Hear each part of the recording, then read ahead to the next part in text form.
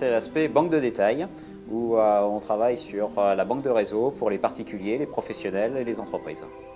Elle vise cette spé à préparer les étudiants à prendre des postes dans la banque de réseau, donc des postes qui sont accessibles en sortant de l'école, comme des postes de chargé de clientèle professionnelle, chargé de clientèle entreprise, chargé de clientèle de gestion de patrimoine, responsable d'agence, analyste de crédit, voilà.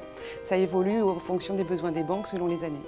Effectivement, on doit intégrer des gens qui ont un tempérament créatif parce que nos métiers de la banque évoluent très très vite.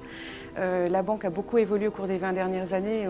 Il y a 20 ans, on en était encore au papier millimétré dans la banque. Ça paraît fou, mais c'est vrai.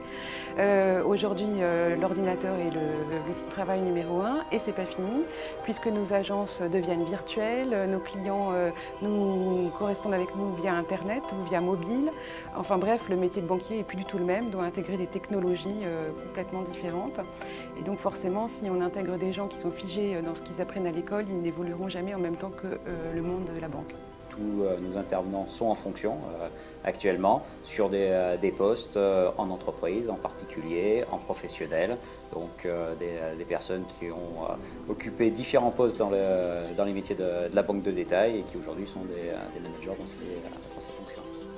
Donc des intervenants qui sont issus donc de différentes enseignes bancaires de façon à ce que l'ensemble des pratiques soient bien répertoriées et puis de façon à avoir des éclairages différents. On a des banques privées, des banques mutualistes et des intervenants qui sont tous des spécialistes. On peut avoir des apports de nos collègues responsables de spé. Un exemple type, c'est que dans la banque, on a à la fois une dimension purement commerciale, il faut du relationnel, il faut être à l'aise, etc. On a aussi une connotation évidemment technique, parce qu'il ne suffit pas d'avoir un bon relationnel, il faut encore savoir à peu près de quoi on parle. Et pour travailler sur l'aspect relationnel, par exemple, on a demandé à nos spécialistes de la négo et de la vente, qui sont professeurs ici à Subdeco, d'intervenir au sein de l'aspect pour aider nos étudiants à capter quels étaient leurs atouts personnels en posture de vente, en fait. C'est un exemple de transversalité. Alors à ce jour, ce ne sont que des petites interventions périodiques.